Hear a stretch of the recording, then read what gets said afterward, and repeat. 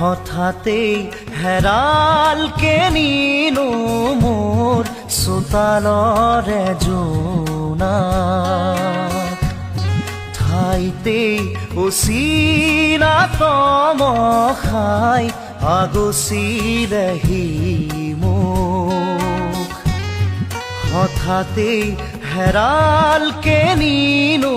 মোৰ চোতালৰে জোনাক ঠাইতেই অচিনা তমসাই আগচিলেহি মোক